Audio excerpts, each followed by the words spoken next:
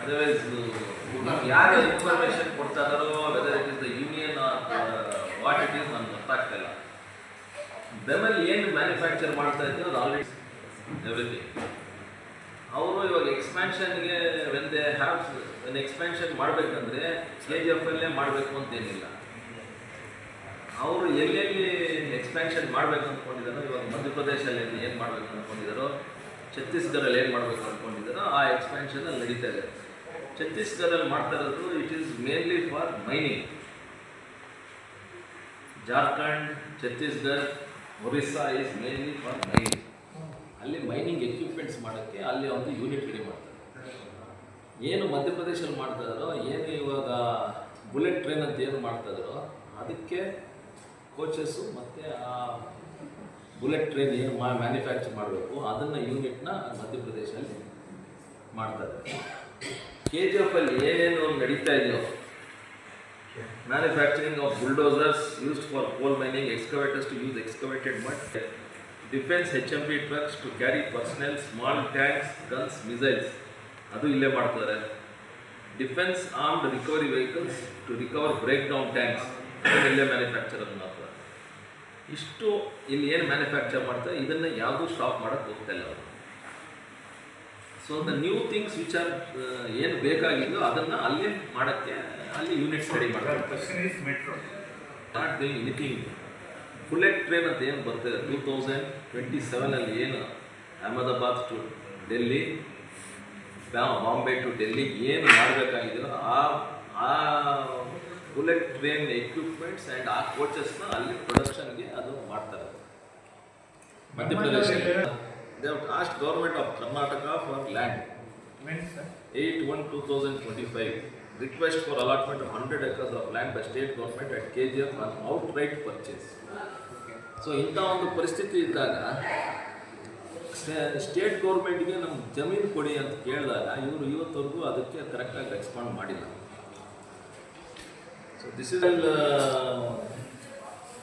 Unions ಆದರೂ ಆಗಲಿ, ಇಲ್ಲಾಂದರೆ ನೀವು ನ್ಯೂಸ್ ಪೇಪರ್ ಏನು ಬರುತ್ತೆ, ನೀವು ಏನು ಹೇಳ್ತಾ ಇದ್ದೀರ ಅಂದರೆ ನೀವೊಂದು ಬೆಮೆಲ್ನ ಇಲ್ಲಿ ಕ್ಲೋಸ್ ಮಾಡಿಬಿಡ್ತಾರೆ, PGML ಹೆಂಗೆ ಕ್ಲೋಸ್ ಮಾಡ್ದಂಗೆ, all that is false news.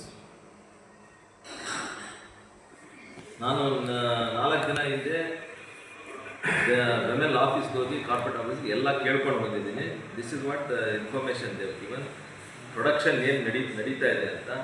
ಇನ್ನು future project hulls for tanks, overhauling of tanks ಇವೆಲ್ಲ ಮಾಡೋಕ್ಕೆ ಅವರು ಸಿದ್ಧವಾಗಿದ್ದಾರೆ. ಆಲ್ರೆಡಿ ಇನ್ನೂ ಒಂದು ಯೂನಿಟ್ ರೆಡಿ ಮಾಡ್ತಾರೆ ಪಕ್ಕದಲ್ಲಿ. ಅದು ಬೆಮೆಲ್ ಎಂಪ್ಲಾಯೀಸ್ ಕೇಳಿದ್ರೆ ಗೊತ್ತಾಗುತ್ತೆ. ಒಂದು group hangar is already in the production process.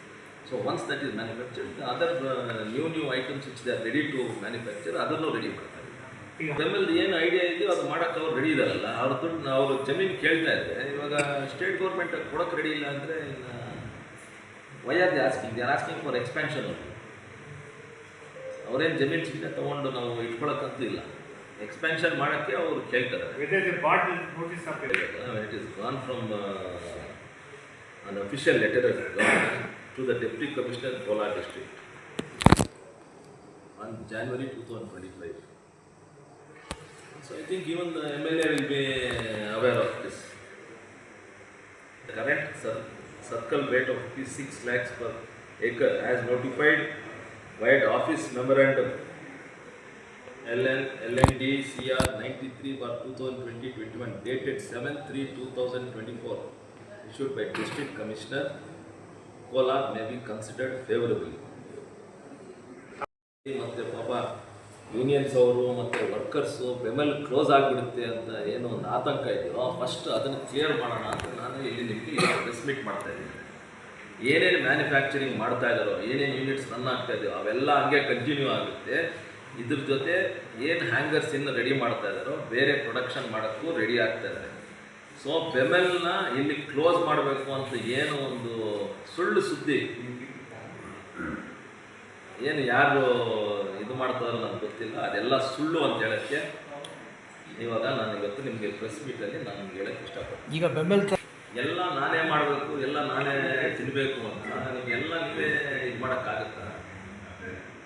ನೀವು ಜಾಗ ಕೊಡಿ, ಆಮೇಲೆ ಮಾಡಲಿಲ್ಲ ಅಂದರೆ ಆಮೇಲೆ ಮಾತಾಡೋಣ. We already have one unit. ಇವಾಗ ಆಂಧ್ರ ಅವರು ಇಲ್ಲ ತಮಿಳ್ನಾಡು ಅವರಾದರೂ ಇಲ್ಲ ಬೇರೆ ಸ್ಟೇಟ್ ಯಾರಾದರೂ ನಾವು ಜಾಗ ಕೊಡ್ತೀವಿ, ಯಾವುದಾದ್ರೂ ಒಂದು ಯೂನಿಟ್ ರೆಡಿ ಮಾಡಿ ಅಂತ ಕೇಳಿದಾಗ ಆ ಪರಿಸ್ಥಿತಿ ಬಂದಾಗೆ ಇವಾಗ ಛತ್ತೀಸ್ಗಢದಲ್ಲಿ ಒಂದು ಯೂನಿಟ್ ಓಪನ್ ಮಾಡ್ತೀವಿ. Because it is only concert with mining. Mining ಏನು ಬೇಕು ಆ ಎಕ್ವಿಪ್ಮೆಂಟ್ ಎಕ್ಸಾಂಪಲ್ ಮೈನಿಂಗ್ ಏನು ಮಾಡ್ತಾರೋ ಅದನ್ನು ಅವರು ಅಲ್ಲಿ ಉಪಯೋಗಿಸಿದ್ರೆ ಅಲ್ಲಿಂದ ಟ್ರಾನ್ಸ್ಪೋರ್ಟೇಷನ್ ಈಸಿ ಆಗುತ್ತೆ, ಅಲ್ಲಿ ಎಂಪ್ಲಾಯ್ಮೆಂಟ್ ಇದೆ. ಅದ್ರ ಜೊತೆ ಏನು ಇವಾಗ ಬುಲೆಟ್ ಟ್ರೈನ್ ಮಾಡಬೇಕಂದ್ರೆ that requires a lot of land and lot of investment. So Madhya Pradesh government is offered them land. So ಅದಕ್ಕೆ ಅವರು ಅಲ್ಲಿ ಯೂನಿಟ್ ಸೆಟಪ್ ಮಾಡ್ತಾರೆ. ಆಂಧ್ರ ಅಲ್ಲಿ ಚಂದ್ರಬಾಬು ನಾಯ್ಡು ಅವರು ಹೆಲಿಕಾಪ್ಟರ್ ಯೂನಿಟ್ HAL ಅವರು ಮಾಡಿ ಅಂದರೆ if it is feasible for HAL, if it is feasible for government of India, if it is feasible for government of Andhra Pradesh, they will do that. Sir, What is wrong in any state asking, please give a project? What is wrong? There is nothing wrong. Sir already 1000 ಎಕರೆ ಬಂದು ಬೆಮ್ಮೆಲ್ಗೆ ಬಂದು ಕೊಟ್ಟಿದ್ರು, ಅವ್ರು use ಮಾಡಿಲ್ಲ ಅಂತ ತಿರ್ಗಾ state government ತೊಗೊಂಡಿದ್ದಾರೆ ಅಂತ MLA ಹೇಳಿದ್ದಾರೆ. ಅದನ್ನು ಇವಾಗ ಅವರು ಇಂಡಸ್ಟ್ರಿಯಲ್ ಹಬ್ಬ ಮಾಡ್ತೀನಿ ಅಂತ ಹೇಳಿದ್ದಾರೆ. ಇವಾಗ ನೀವು 100 ಎಕರ್ಸ್ ಕೇಳಿದ್ದಾರೆ ಅಂತೀರಾ, ಅದು ಹೆಂಗೆ? ನಾವು ಆಲ್ರೆಡಿ ಬೆಮ್ಮೆಲ್ಗೆ 1000 ಎಕರೆಸು ಬೆಮಲ್ ವಶದಲ್ಲೇ ಇತ್ತು. ಯಾವಾಗ? ಇದು ಲಾಸ್ಟ್ ಇಯರ್ವರೆಗೂ ಕೂಡ ಅವ್ರ ವಶದಲ್ಲೇ ಇತ್ತು ಸರ್. ಇತ್ತೀಚೆಗೆ 2 ವರ್ಷದ ಹಿಂದೆ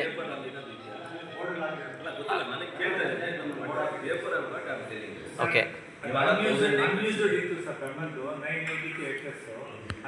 ಇವಾಗ ಏನು ನೀವು in the month of 2024 7th March 2024 ಏನು ನೀವು ಒಂದು ಆರ್ಡರ್ ಮಾಡಿದ್ರೆ, why don't you give this 100 acres of land? ಯಾವುದೋ ಒಂದು ಯೂನಿಟ್ ರೆಡಿ ಮಾಡ್ತಾರೆ, ಇನ್ನೂ ಒಂದು ಜನಕ್ಕೆ ಎಂಪ್ಲಾಯ್ಮೆಂಟ್ ಆಗುತ್ತೆ ಅಂತ ಕೇಳ್ತೀನಿ. ಇರೋದು ವಾಪಸ್ ತೊಗೊಂಡ್ರು ಮತ್ತೆ ಕೊಡೋಕ್ಕೆ ಏನು ನನಗೇನು ಅದರಲ್ಲೇನು ಇದಾಗಲ್ಲ ಅಂತ ನನಗನ್ಸುತ್ತೆ. May be they will take the decision. But ಇಷ್ಟು 1.5 ವರ್ಷದಿಂದ ಏನಕ್ಕೆ ಪೆಂಡಿಂಗ್ ಮಾಡ್ಕೊಂಡಿದ್ದಾರೆ ಅಂತ ನನಗೆ ಗೊತ್ತಿಲ್ಲ. ಇಲ್ಲ, ಈಗ 7th March 2024 ಇವರು ನಮಗೆ 100 ಎಕರೆ ಬೇಕು ಅಂತ ಏನು ನೀವು ಫಿಕ್ಸ್ ಮಾಡಿದಿರೋ 6 ಲಕ್ಷ ಒಂದು ಎಕರೆ ಹಂಗೆ ನಮಗೆ ಕೊಡಿ ಅಂತ ಕೇಳಿದಾಗ ಅದು ತೊಗೊಳ್ಳೋ ಮುಂಚೆನೇ 100 ಎಕರೆ ನೀವು ತೊಗೊಳ್ಳಿ ಅಂತ ಹೇಳ್ಬೋದಾಗಿತ್ತಲ್ಲ. ಅದು 2 ವರ್ಷ ಆಯಿತು ಸರ್ ತಗೊಂಡು ವಾಪಸ್. ಕಾಂಟ್ರಾಕ್ಟ್ ವರ್ಕರ್ಸ್ ಏನು ಅವ್ರು ಸ್ಟ್ರೈಕ್ ಹೋದ್ರು, ಅದಾದಮೇಲೆ ನಾನು ಮತ್ತು ಕುಮಾರಸ್ವಾಮಿ ಅವರು ಮತ್ತೆ ಬಂದು ಮಾತಾಡಿದ ಮೇಲೆ ಆವತ್ತಿಂದ ನನಗೆ ಅವರು ಕಾಂಟ್ರಾಕ್ಟ್ ಬಂದಿಲ್ಲ. ಇದು ಹೇಳಕ್ಕೆ ನಿಮ್ಗೆ ಸ್ಪಷ್ಟವಾಗಿ ಹೇಳಿ ನಿಮ್ಮ ಪೇಪರಲ್ಲೂ ಬರೀರಿ. ಆವತ್ತಿಂದ ನನಗೆ BEML contract employees R not in touch with me. ಆದ್ರೂ ನಾನು ರಾಜನಾಥ್ ಸಿಂಗ್ ಅವ್ರಿಗೆ ಹೋಗಿ ಹಿಂಗೆ ಪ್ರಾಬ್ಲಮ್ ಆಗಿದೆ ಅಂತ ಲೆಟ್ರ್ ಕೊಟ್ಟು, ಅದಾದಮೇಲೆ 1 ವಾರ 10 ದಿನ ಆದಮೇಲೆ ಸೆಂಟ್ರಲ್ ಎಂಪ್ಲಾಯ್ಮೆಂಟ್ ಇದು ಅಂತ ಏನು ಬಂದಿದ್ದಾರೋ, ಇವಾಗ ಏನು ಮೀಟಿಂಗ್ಸ್ ನಡೀತಾ ಇದ್ದಾರೋ ಅದು ನಡ್ಕೊಂಡು ಹೋಗ್ತಾ ಇದೆ. ಅದ್ರ ಮಾಹಿತಿನೂ ನನಗೆ ಬೆಮೆಲ್ ಎಂಪ್ಲಾಯೀಸ್ ನನಗೆ ಇವಾಗವರೆಗೂ ಕೊಟ್ಟಿಲ್ಲ. ಅರ್ಥ ಮಾಡ್ಕೊಳ್ಳಿ, ಅವ್ರಿಗೆ ಏನಾದರೂ ಪ್ರಾಬ್ಲಮ್ ಆದಾಗ ಮಾತ್ರ ಸಂಸದರು ಜ್ಞಾಪಕ ಬರ್ತಾರೆ, ಸೆಂಟ್ರಲ್ ಗೌರ್ಮೆಂಟ್ ಬರ್ತಾರೆ, ನಮಗೆ ಸಹಾಯ ಮಾಡಿಲ್ಲ ಅಂತ ಬರ್ತಾರೆ. ಯಾವತ್ತು ಅವರು ಸ್ಟ್ರೈಕ್ ಮಾಡಿದ್ದು? ಎಷ್ಟು ದಿನ ಆಯಿತು? 3 ತಿಂಗಳಾಗಿ 3 ಮಂತ್ಸ್ ಆಯಿತು. 3 ಮಂತ್ಸ್ ಅಲ್ಲ, ಇನ್ನೂ ಜಾಸ್ತಿನೇ ಆಗಿದೆ. ಡಿಸೆಂಬರ್ ಒಂದು 5 ತಿಂಗಳು. 5 ತಿಂಗಳಿಂದ ಇವತ್ತವರೆಗೂ ಏನೇನು ನಡೀತೆ ಅಂತ ಬರಲ್ಲ. ಏನಾದರೂ ಎಲ್ಲ ಫೈನಲ್ ಸ್ಟೇಜ್ ಬಂದು ಅವರು ಬೆಮೆಲ್ ಅವ್ರು ಇವಾಗ ಮಾಡ್ತಾ ಇದ್ದೀವಿ ಅಂದಾಗ ಆವಾಗ ಓಡ್ ಬರ್ತಾರೆ. ನನ್ನ ಹತ್ರ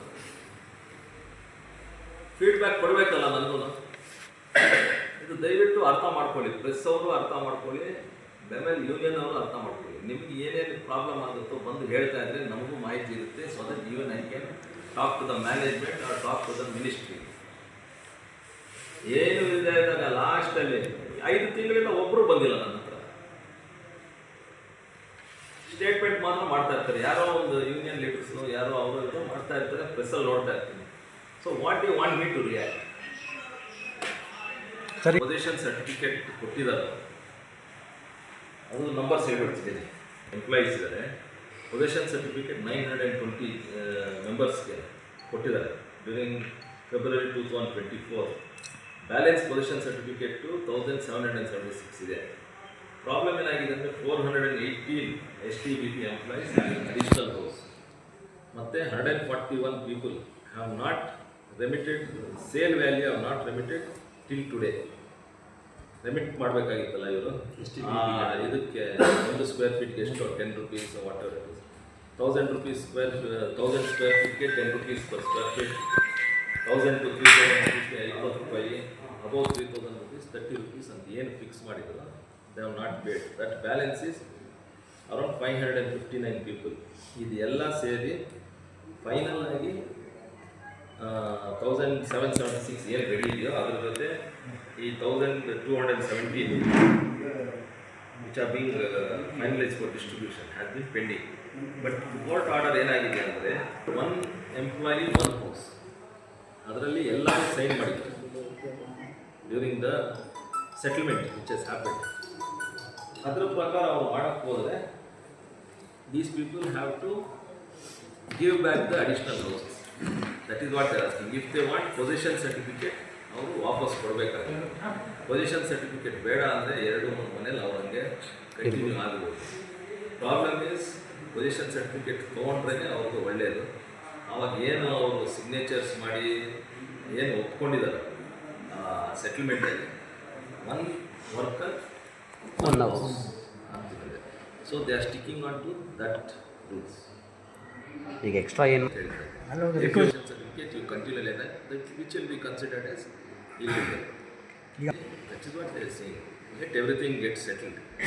Let them take the possession certificate. Let them have that houses like that only. ಯಾರು ಬೇರೆಯವ್ರು ಬಂದಂತೂ ಆಕ್ಯುಪೈ ಮಾಡೋಕ್ಕಾಗಲ್ಲ, ಅದು ಹಂಗೆ ಇರುತ್ತೆ. ನಾವು ಒಂದು ಲೆಟ್ರ್ ಕೊಡೋಕ್ಕೆ ಕೇಳಿದ್ದೀನಿ, ಆಮೇಲೆ ಅವರು ಹೇಳಿದ್ದಾರೆ they have requested me please solve the problem of BGML employees. You being an MP have approached me almost 5 to 6 times here. So you are the only one who is taking initiative ಅಂತ ಏನೊಂದು ಮಾಹಿತಿ ಹೇಳ್ತಾರೆ. That is what I am requesting BGML ಎಂಪ್ಲಾಯೀಸ್ಗೆ, ಯೂನಿಯನ್ನವ್ರಿಗೆ ದಯವಿಟ್ಟು ಎಲ್ಲರೂ ಒಂದಾಗಿ ಒಂದು ಪ್ಲ್ಯಾಟ್ಫಾರ್ಮ್ ಮೇಲೆ ಬಂದರೆ it will be easier for me to talk ಅಂತ ಹೇಳ್ತಾರೆ.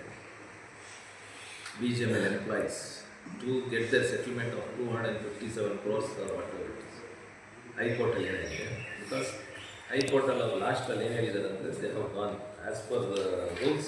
Advocates the BGML management filed an appeal challenging the orders possessed by the learned single judge before the Honorable Division Bench High Court of Karnataka at Bangalore in original side appeal OSA number 16 and 17 of 2024.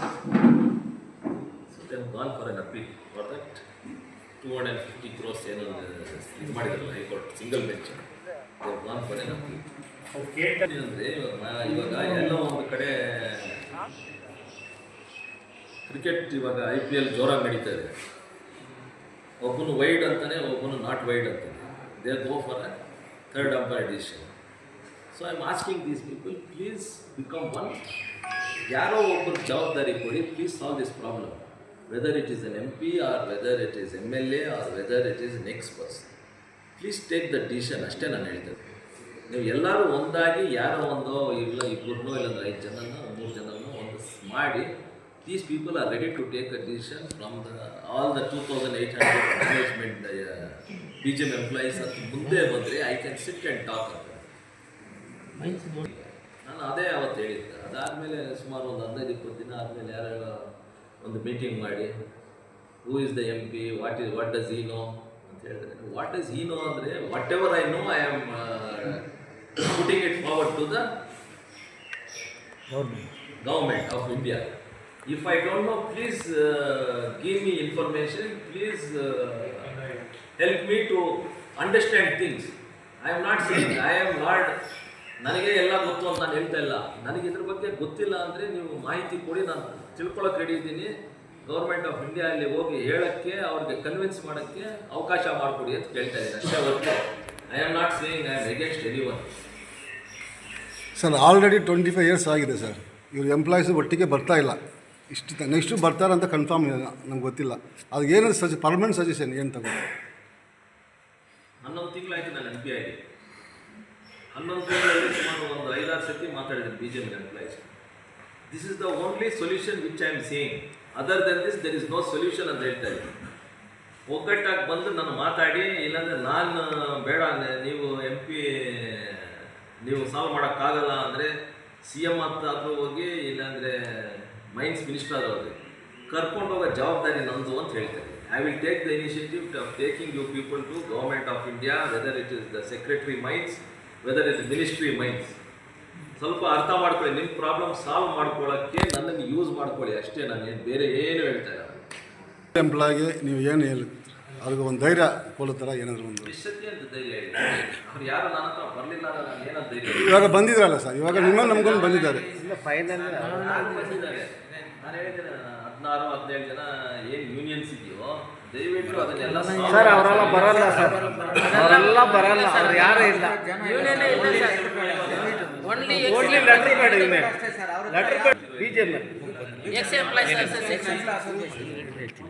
ಯಾರು ಮಾತಾಡ್ತೀರೋ ನಾನು ಅದು ವಿಚಾರ ಎತ್ಕೊಂಡು ಹೋಗಿ ಅಲ್ಲಿ ಮಾತಾಡಿದಾಗ ನನಗಿಂತ ಮುಂಚೆ ನಾನು ಆದಮೇಲೆ ಒಂದು 2-3 ಜನ ಹೋಗಿ ಒಂದು ಲೆಟರ್ ಕೊಟ್ಬಿಟ್ಟು ಬಂದಿರ್ತಾರೆ. 18 ಯೂನಿಯನ್ ಎಲ್ಲ ಮೋಸ ಮಾಡಿಬಿಟ್ರೆ ಸರ್, ಎಲ್ಲ BJML ಎಂಪ್ಲಾಯ್ ಕಾರ್ಮಿಕರಿಗೆ. ನಮ್ಮ ನಂಬ್ತಾ ಇದ್ದೇನೆ ಸರ್, ಅಷ್ಟೇ ಸರ್. ಫೈನಲ್ ನಿಮ್ಮ ಹತ್ರ ಇದೆ ಸರ್, ಕೊನೆ ಸ್ಟೇಜಲ್ಲಿ ಇದ್ದಾರೆ. ನಾನು ಹೇಳ್ತಾ ಇರೋದು ಅದೇ, ನಾನು ಹೋಗಿ ಅಲ್ಲಿ ಜಾಯಿಂಟ್ ಸೆಕ್ರೆಟರಿ ಅವ್ರು ಕೆ ರಾಜೇಂದ್ರ ಮಾತಾಡಿ ಬಂದ ಮೇಲೆ ಅದಾದ್ಮೇಲೆ ಯಾರೋ ಒಬ್ರು ಹೋಗಿ ನಾನು ಈ union BJML workers union registered ಹೇಳೋದು ಕೇಳಿ ಲೆಟರ್ ಕೊಟ್ಟಾಗ ಪಾಪ ಅವ್ರು ಏನು ಮಾತಾಡ್ತಾರೆ, ಗೌರ್ಮೆಂಟ್ ಅಫಿಷಿಯಲ್ ಏನು ಡಿಸಿಷನ್ ತಗೊಂಡ್ತಾರೆ. ಇವಾಗ ನಿಮ್ದು ರಿಜಿಸ್ಟರ್ಡ್ ಆಗಿದೆಯಲ್ಲ ನಿಮ್ಮ ಯೂನಿಯನ್ಸ್, ಎಷ್ಟು ಯೂನಿಯನ್ಸ್ ಇದೆ? ನಿಮ್ಗೆ ಪೊಸಿಷನ್ ಸರ್ಟಿಫಿಕೇಟ್ ಬೇಕು ಅಂದರೆ ಅದು ಹ್ಯಾಂಡ್ ಓವರ್ ಮಾಡಬೇಕು. ಬೇಡ ನಮ್ಮ ಪೊಸಿಷನ್ ಸರ್ಟಿಫಿಕೇಟ್ ಬೇಡ ಅಂದರೆ ನೀವು 2-3 ಮನೆ ಇಟ್ಕೋಬೋದು. ಬಟ್ ಲೀಗಲಿ ಅದು ನಿಮಗೆ ಪೊಸಿಷನ್ ಸರ್ಟಿಫಿಕೇಟ್ ನಿಮ್ಗೆ ಕೊಡಲ್ಲ.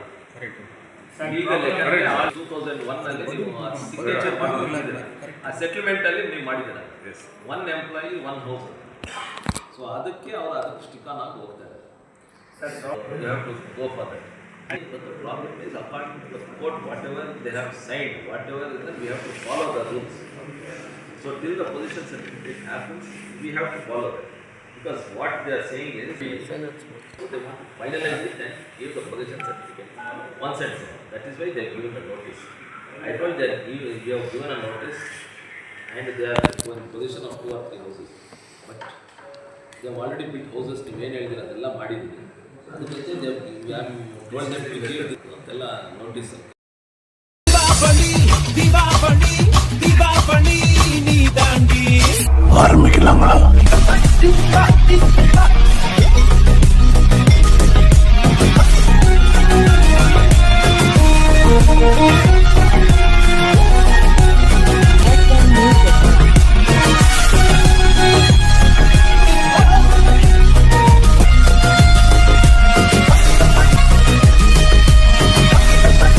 தரம் என்றும் நிரந்தரம், தரம் என்றும் நிரந்தரம், தரம் என்றும் நிரந்தரம்.